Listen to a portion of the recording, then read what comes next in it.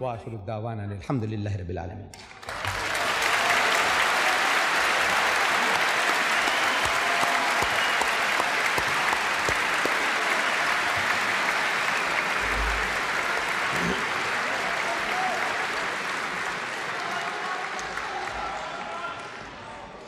Katta rahmat janob Didat. Barchangizga sabr toqatingiz va bahsimizni murosasizlikka aylantirib yubormaganingiz uchun minnatdorchilik bildirmoqchiman. Sizni bahsda ishtirok etishga taklif qilaman. Albatta, bu zalda yig'ilgan 5500 kishining barchasi ham bahsda ishtirok eta olmaydi. Shuning uchun menda bir taklif bor.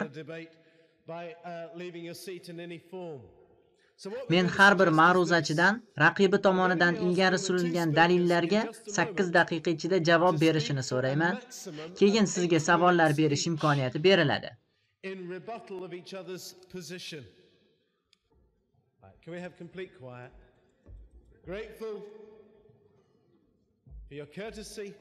Iltimos, sukunatni saqlang. Tomoshabinlar nomidan doktor Shurushga qilingan hurmati uchun oldindan rahmat. Biz undan janob Didatga javob berishini so'rab qolamiz.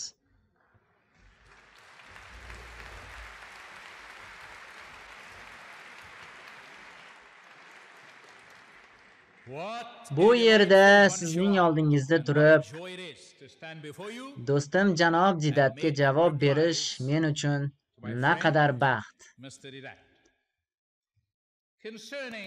Isoning Xudo ekanligi haqidagi bayonotga o'tsak, birinchi navbatda e'tiboringizni Yuhanno Injili 13-bob 13-misraga qaratmoqchi edim.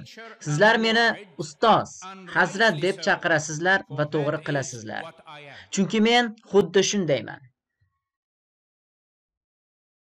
Eslatib o'tmoqchimanki, agar Angliya qirolichasi bu yerga kelganida, u sizga malika ekanligini aytishi shart bo'lmasdi. Iso ham har safar qandaydir mo'jiza ko'rsatganidan keyin Xudo ekanligini gapirishi shart emasdi.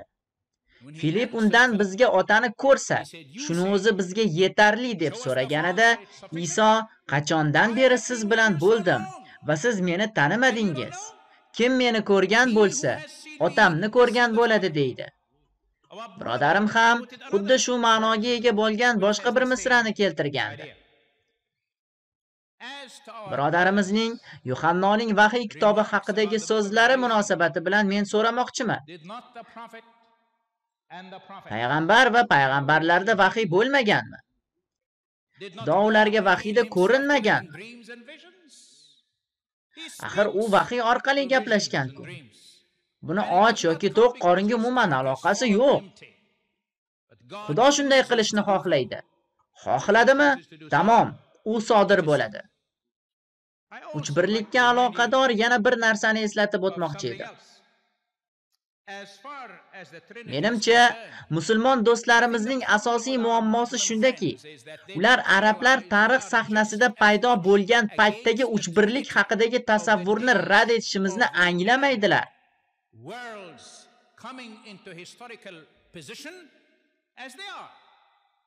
Buni qarangki, avvallari mushrik bo'lgan bir bid'atchi firqa nasroniylikni qabul qilgan. Ular Maryamni Xudoning ayoliga aylanib, Isoni tug'gan osmon malikasi deb o'ylashgan. Xudo haqqi, Iso jinsiy aloqa natijasida tug'ilgan odam emasligini tushunishga harakat qiling axir. Bu ruhiy unvon. U sizni sevgani uchun bu dunyoga keldi.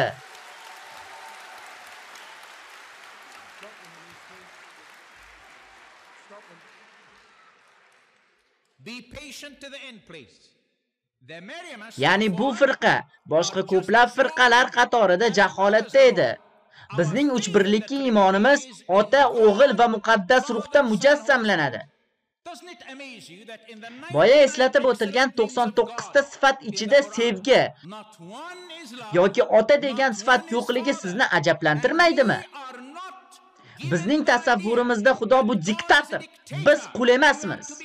Xudo meni, sizlarni va butun dunyodagi odamlarni sevuvchi o'g'illari bo'lishingizni xohlagan otadir.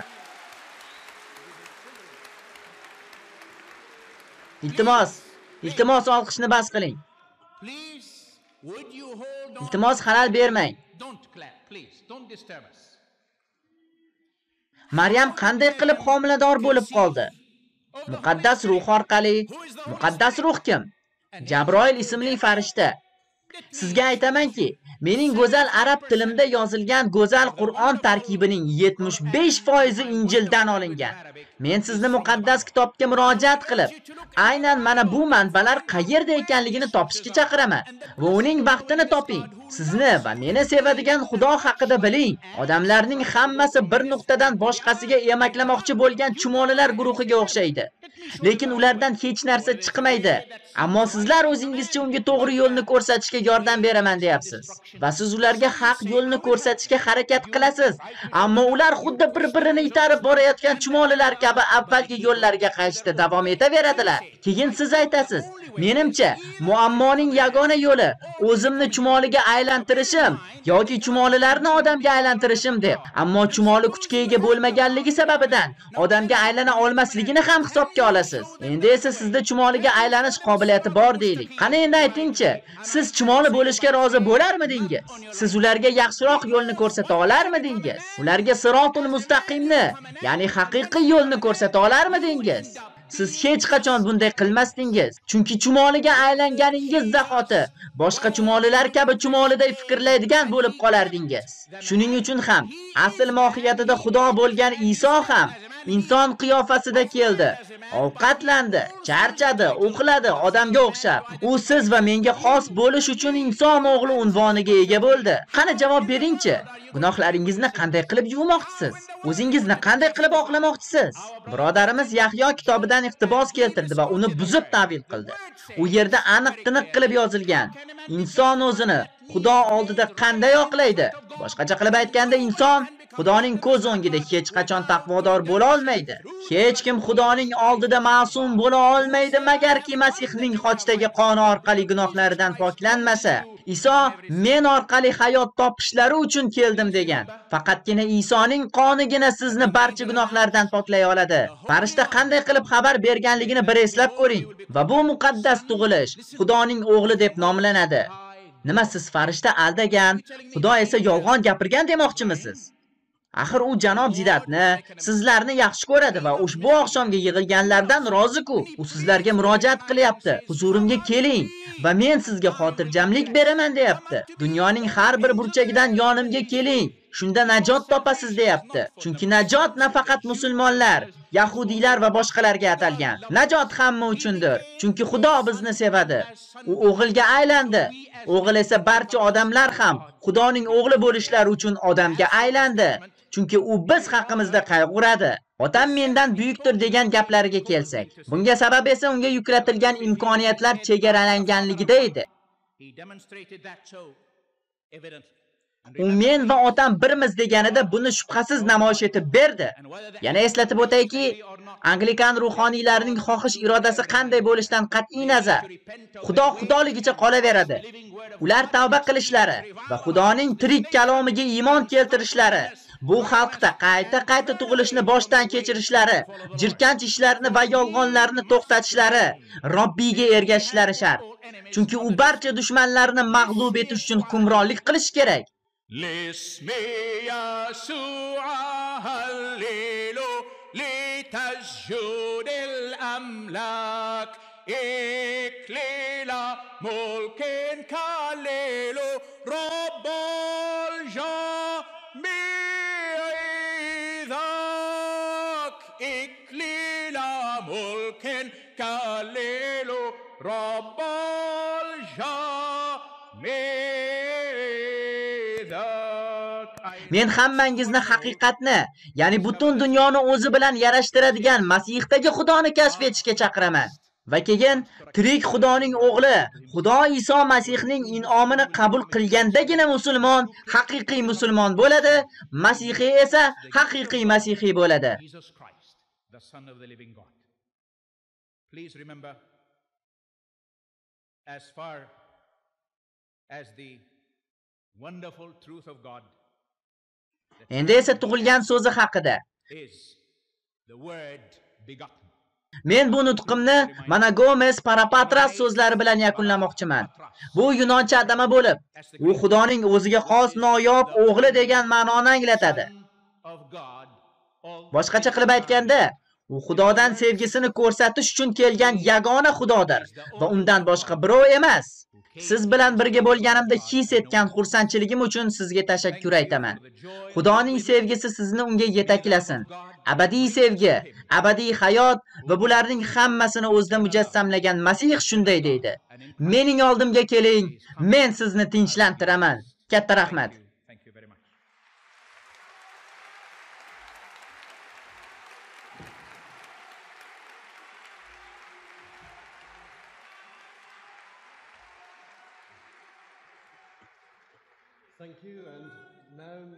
Katta rahmat janob Shorosh.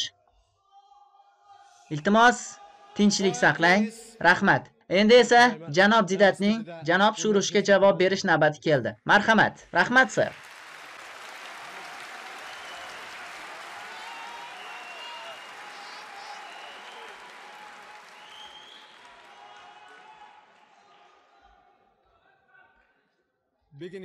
Men suhbatimni birodarim Shorosh keltirgan Yuhanno Injilining 14-bobi 9-misrasidan boshlayman. Bu misrada Iso Filipga shunday javob beradi: Meni ko'rgan otani ko'rgan bo'ladi. Bu so'zlarga asoslanib Masihiylar Iso bu ota degan xulosaga kelishadi. Ammo agar biz bu so'zlarni kontekstda qayta o'qib chiqsak, tushunmovchiliklar ko'pligini ko'ramiz. 14-bob tushunmovchilikdan boshlanadi va bu tushunmovchilik davom etaveradi. Demak, 14-bobda Iso shogirdlariga shunday deydi: Men boradigan joyga olib boradigan yo'lni sizlar bilasizlar. Shunda shogirdlari undan so'raydi: Hazrat, qayerga borishingizni bilmasak, yo'lni qayerdan bilamiz? Ular Iso ruhiy sayohat haqida gapirganini tushunishmadi. Ular jismoniy makonni nazarda tutishdi. Ya'ni Dundee, Newcastle, Southampton va hokazolar kabi geografik makonni nazarda tutishdi. Aslida esa Iso Xudo haqida, unga olib boradigan yo'l haqida gapirgan. Iso aytadi: Men yo'l, haqiqat va hayotman. Otaning oldiga olib boradigan yo'l faqat men orqali deydi. Bu ularning aql idrokidan tashqarida edi. Ular u nima haqida gapirayotganini tushunishmadi va bizga otani ko'rsating, shuning o'zi bizga kifoya deyishdi. Boshqacha qilib aytganda, bizga Xudoni ko'rsat, uni o'z ko'zlarimiz bilan ko'rmoqchimiz deyishdi.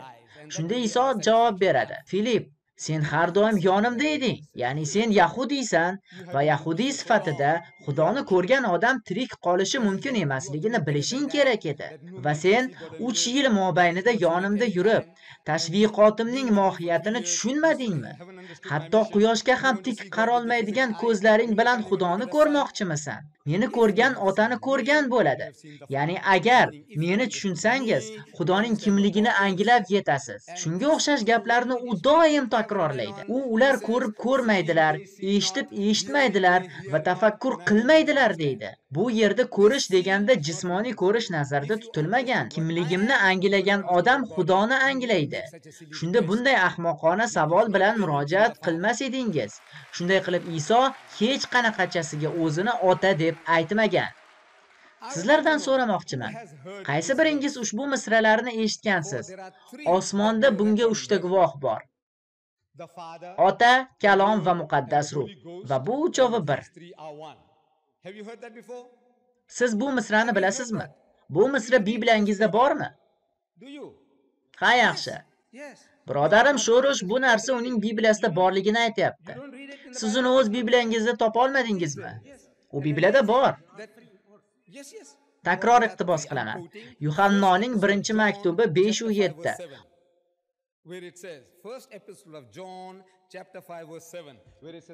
Osmonda bunga 3 ta guvoh bor: Ota, Kalom va Muqaddas Ruh. Bu uchovi bir. Sir, bu misra sizning Bibliyangizda bor.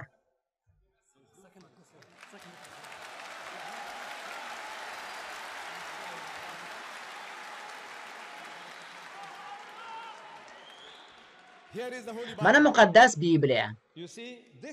Buni qarangki, men hozirgina iqtibos qilgan misra yoki Rim katolik versiyasida yoki Qirol James versiyasida bo'lishi mumkin ekan. U bu yerda bor. Ammo yaqindagina ushbu misra Revised Standard Version'dan olib tashlandi. Ya'ni tahrirlab chiqilgan Bibliyadan qalbaki deb olib tashlandi. Uch birlik haqidagi yagona misra qalbaki deb olib tashlandi.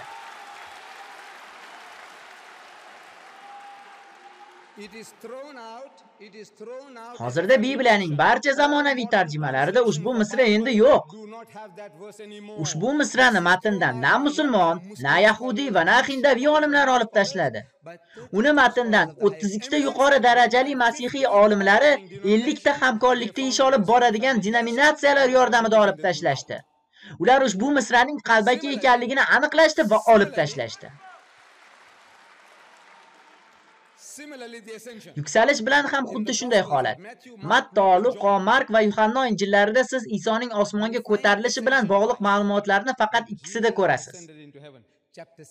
Mark injili 16:19 da shunday deyilgan. Iso osmonga ko'tarildi. Luqo injili 24:51 da esa Iso uzoqlashdi va osmonga ko'tarilishni boshladi deb yozilgan. Natijada Isoning osmonga ko'tarilishi injillarning faqat ikkitasida bayon qilingan bo'lib chiqadi. Birodarim havoriylardan misol keltirdi. Ammo Isoning ko'tarilishi to'g'risidagi ma'lumotlar 4 ta injilning faqat ikkitasidagina keltirilgan xolos. Va mana shu ikki dona misra ham tahrirlangan Bibliya nashridan qalbaki matn sifatida olib tashlandi. Bu Bibliya Revised Standard Version.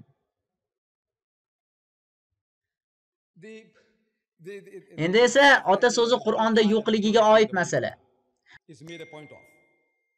Bizga Qur'onda Xudoning 99 ta ismi zikr qilingan, ammo unda ota degan so'z yo'q. Vaholanki arabchada ota deyish Rob deyishdan qulayroq. E'tibor bering, Abb arabchada ota degani. Biz esa arabchada doimo Robbil alamin deb o'qiymiz. Ya'ni Robb, Parvardigor degani. Rob, ammo Abb emas. Buning sababi nimada? Buning sababi kelib chiqqan tushunmovchilik masalasidadir. Chunki bu so'zlarni zohir, jismoniy ma'noda qabul qiladigan millionlab odamlar mavjud. Ular o'sha samoviy ota o'g'ilni tug'gan deb o'ylashadi. Nasl qoldirish esa maxluqot olamiga tegishli bo'lganligi va jinslarning o'zgarmas xususiyati sababidan, ya'ni aynan shu sababdan bu so'zlar ishlatilmaydi. Bu so'z hech qachon ishlatilmaydi. Chunki masalan, birodarim Shoroshning o'g'liga o'xshab tushunmaydiganlar ham bor.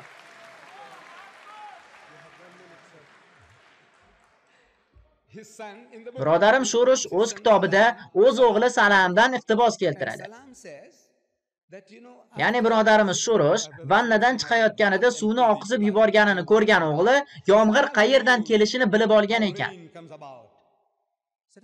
Shorosh qayerdan ekan deb so'raganida o'g'li javob beribdi. Iso osmonlarda cho'milib bo'lganidan keyin vannadagi suvni oqizib yuborganida yerga yomg'ir yog'ib, chaqmoq chaqadi debdi. Bunday talqin uchun bolani quchoqlab o'pib qo'yishibdi. Ammo bunday taassurotlar o'rnashib oladi va siz chindan ham Xudo osmonlarda cho'miladi degan e'tiqodda qolib ketasiz. Aynan mana shunday antropomorfik tushunchalar tufayli islomda soxta tushunchalarning paydo bo'lishiga hissa qo'shadigan atributlar mavjud emas. Chunki bunday sifatlar Xudoning buyukligiga xos emas. Ya'ni o'ziga o'g'il qilgan degan sifatlar yoki osmonda degan sifatlar yoki insoniyatning gunohlari tufayli yagona o'g'lini o'ldirgan sevuvchi ota kabi sifatlar Xudoga xos emas. Bunday zot sizni va xatolaringizni to'g'rilay olmaydi. Siz gunoh qilasiz, u esa sizga javoban o'z o'g'lini o'ldiradi. Shu muhabbat deyiladimi? Aytaylik, ayolingizni kimdir o'ldiryapti, farzandlaringizni o'ldiryapti, qizingizni zo'rlayapti. Siz nochor ahvoldasiz. Siz nima qilasiz? O'z o'g'lingizni o'ldirasizmi? Kamiga buni muhabbat deb ataysiz. Bu adolat va axloqqa umuman xos bo'lmagan tushunchadir. Agar tushunchangiz to'g'ri bo'lsa, u holda amalingiz ham to'g'ri bo'ladi. Bir paytlar Amerikada aholining 60% nikohdan tashqari munosabatlarga qarshi bo'lgan. Lekin 1975-yildan beri buni birodarim Shoroshning kitobida o'qishingiz mumkin. Siz bu kitobni sotib olishingiz kerak. Ozod falastinlik. Shunday qilib u yozadi. Bir kun u ikki qiz bilan yurgan va to'satdan Bella bilan uchrashgan. Bella go'zal ayolni anglatadi. Xullas, u ayol Shoroshni dam olish kunini o'z uyida o'tkazishga taklif qilgan. va u dam olish kunlarini o'tkazish uchun uning uyiga borgan. Hammasi shu kitobda. Va bu qizning otasi uni qurol bilan kutib oladi. Va Shuro shu yerdan tezda juftlikni rostlaydi. Agar o'sha paytdagi axloqiy tamoyillar ayni shaklda ifodalangan bo'lsa, hozirga kelib Amerikadagi so'nggi statistik ma'lumotlarga ko'ra 60% dan ko'proq munosabatlar nikohdan tashqarida sodir bo'lyapti. Xristianlik din emas, munosabatdir. Isoning so'zlariga quloq soling. Sizga aytamanki, ayolga shahvat bilan qaraydigan kishi allaqachon u ayol bilan qalbida zino qilgan bo'ladi. Aziz birodarlar, janob boshlovchi, xonimlar va janoblar, bu mavzu juda keng va biz u haqida uzoq vaqt bahslashishimiz mumkin. Biroq men nutqim tugaganiga ishora qilayotgan boshlovchining ko'rsatmalarini hurmat qilishim kerak. Katta rahmat.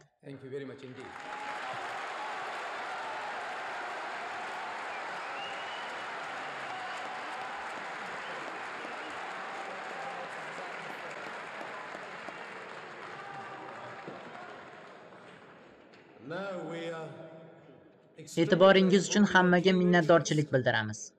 Shuni ta'kidlashni istardikki, bizga 200 dan ortiq savollar keldi. Bu savollarning hammasini ortimda turgan qutiga solamiz.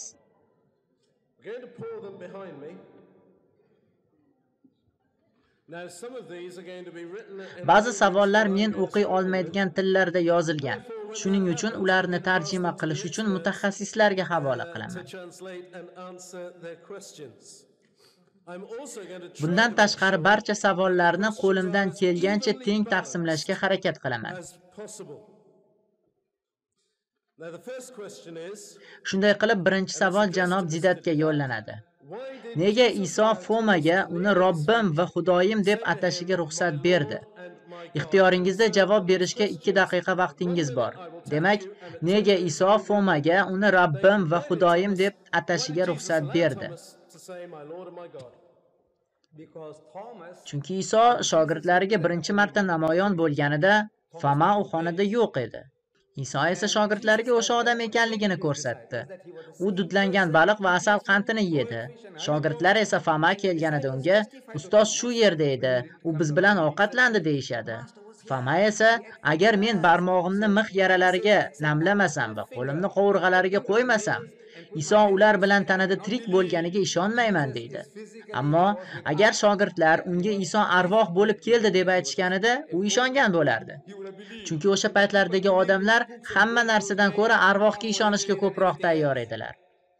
Iso o'sha xonaga ikkinchi marta kirganda Foma xonada edi va u Fomaga dedi, "Barmog'ingni bu yerga qo'y va qo'llarimni ko'r. Qo'lingni ber va qovurg'amga qo'y va imonsiz bo'lma." Shundan keyin Foma asossiz harakat qilayotganini tushunadi. Axir barcha havoriylar ustoz ular bilan bo'lgani, u tirik ekanligi, dudlangan baliq va asal qandini yeganligi haqida guvohlik berishgandi va u hali ham ishonmasdi. Shuning uchun u joyiga va bu joyiga tegmoqchi bo'ldi. Iso aytdi, "Kel, ovqatlan va ishonch hosil qil" deb. Foma o'zini ahmoqona tutayotganini tushundi va shunday dedi: "Robbim, Xudoyim." U Isoni xudosi deb atamagan. Yo'q, bu shunchaki undov. Sizni biror narsa ushlaganida siz odatda xitob qilasiz. "Yo Rabbim" deysiz. Masalan, "Voy Xudoyim, Anis birodar, Xudoyim ey, siz Qur'ondan qanchalik yaxshi iqtibos keltirdingiz" desam. Bu Anis mening Xudoyim ekanligini anglatmaydi-ku. Yo'q, bu shunchaki gap burilishi edi. Rahmat. Navbatdagi savol, keyingi savol. Iso ibodat qilganmi? Agar shunday bo'lsa, nega nasroniylar aytganidek qudratli Xudo ibodat qilishi kerak? Va u kimga ibodat qilgan? Marhamat, doktor Shorosh.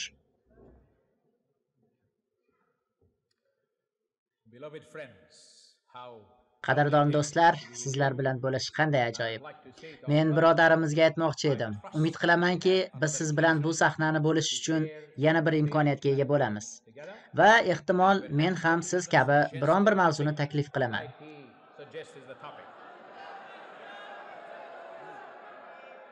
Endi savolning javobiga o'tsam. Siz duch keladigan qiyinchiliklardan biri bu Xudoyingiz juda zaifligidadir. Xudo sizning oldingizga tushib, sizni sevaman deb aytadigan darajadan yuqoriroq. Siz Xudo sevgi ekanligini anglay olmayapsiz. Shuning uchun u barcha gunohlarni yengadigan va ma'sum qoladigan komil inson sifatida keldi. Va sizni tasvirlaydigan odam sifatida u samoviy otaga ibodat qildi. Esingizda bo'lsa, bu haqda bugun Iso hojda bo'lganida aytgan gapi zikr qilingandi. Elay, elay, lama sabaqtani. Ishonchim komilki, u arab tilidan foydalanganini tushundingiz. Ammo Iso arab tilida gapirmagan. U shunchaki Xudoyim, Xudoyim, nega meni tark etding degan xolos. Va Iso vafot etganda Xudo o'lmadi, uning jasadi o'ldi, lekin u abadiy yashaydi. Buni unutmasligingizni so'rayman. U samoviy otaga murojaat qilgan.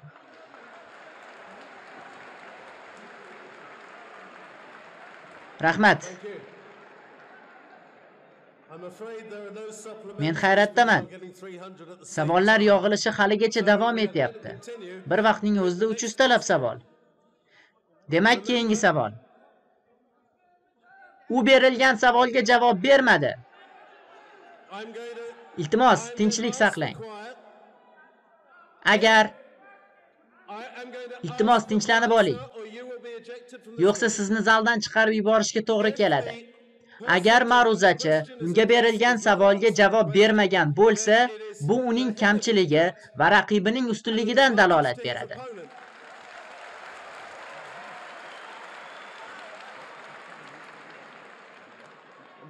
Shuning uchun biz bunday savollarda to'xtalmaymiz. Demak, keyingi savol janob Didat uchun. Bibliyadan iqtibos. Ota va men birmiz. Yunoncha bu so'z Newta maqsad birligi nuqtai nazarini emas, mohiyat va tabiatning birligini nazarda tutadi. Janob Didat, iltimos javobingizni bering.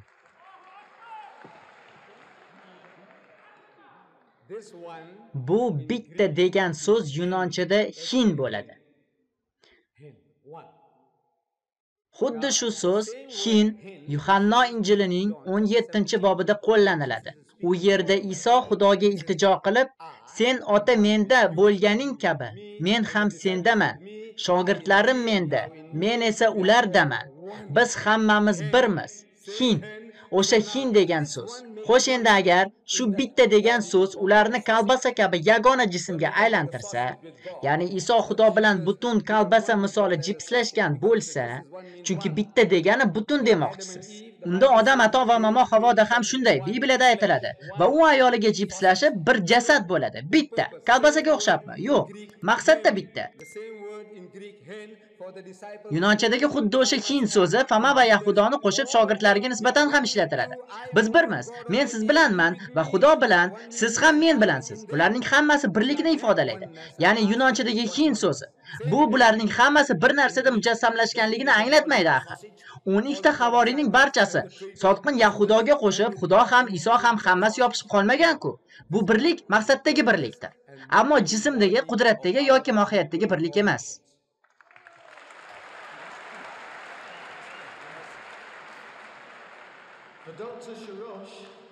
Doktor Shurushga savol. Iso Xudoning o'g'li deganida nimani nazarda tutyapsiz? Doktor Shurushga hurmat bilan so'ramoqchiman.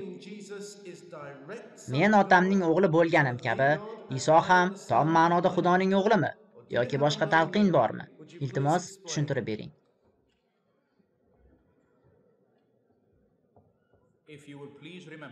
Iltimos, bu ruhiy unvon ekanligini unutmang.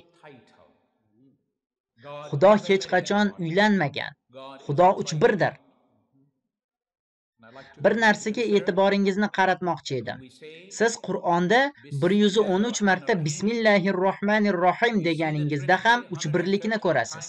Ya'ni ota, o'g'il va muqaddas ruh. Biz bir-birimizni sevishimiz kerak. Biz haqiqatni anglashimiz kerak. Ya'ni Xudoni Masihda qabul qilishimiz kerak. Rahmat.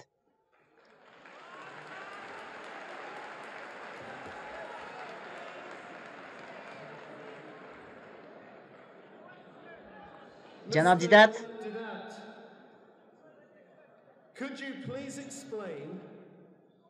agar Iso yangi ahdda aytilganidek jismdagi inson qiyofasidagi Xudo bo'lmasa, Unda bu Xudo qanday qilib dunyoni qutqara oladi? Buni tushuntirib bera olasizmi?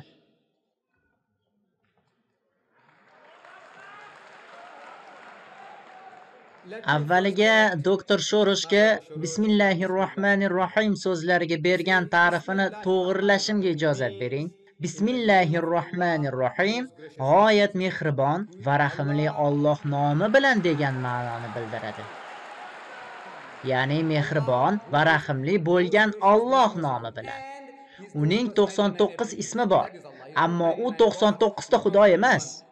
Va u masihiylar aytganidek, Ota, O'g'il va Muqaddas Ruh nomi bilanga o'xshab uchtasi birda ham emas.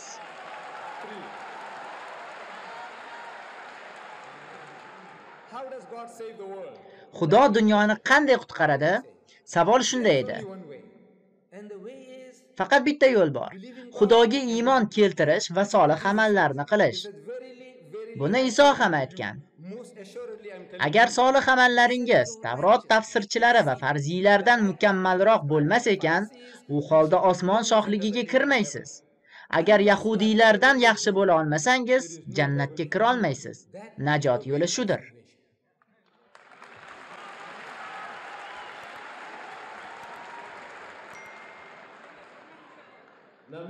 Janob Didat o'z javobini ijobiy tarzda yakunladi.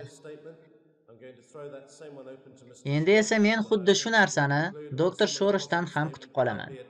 Minnatdorchiligimni qabul qiling.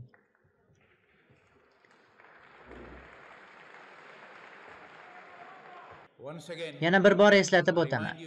Iso hech qachon aldamagan. U shunday dedi: Muso sahroda ilonni qanday qilib yuqoriga ko'targan bo'lsa, inson o'g'li ham xuddi shunday yuqoriga ko'tarilishi kerak. Shu tariqa iymonga kelgan har bir kishi u orqali abadiy hayotga ega bo'ladi. Zero Xudo olamni shunchalik sevdiki, o'zining yagona o'g'lini berdi, toki unga ishonganlardan birontasi halok bo'lmasin, balki abadiy hayotga ega bo'lsin. Ibrohim o'z o'g'lini qurbon qilmoqchi bo'lganida Xudo yo'q dedi. Qurbonlikni men beraman dedi. Va ushbu oqsham Xudoga hamd va sano aytamiz. Chunki biz haqiqatni tasdiqlaymiz. Xudo Ota, O'g'il va Muqaddas Ruhdir. Bittasi uchta va uchtasi birda. Bu jumboqni na siz va na men anglay olmaymiz. Ammo bunga iymon keltira olamiz.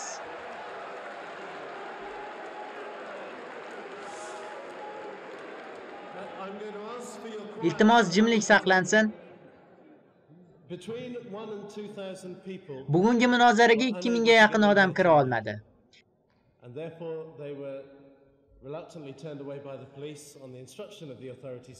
Bu munozaralarning tashkil etilishi haqida eshitganimda, xristianlar va musulmonlar o'rtasida bunday munozaraning imkoni yo'q deb o'ylagandim. Sizdan ma'ruzachilarga minnatdorchilik bildirishingizni so'rab qolaman.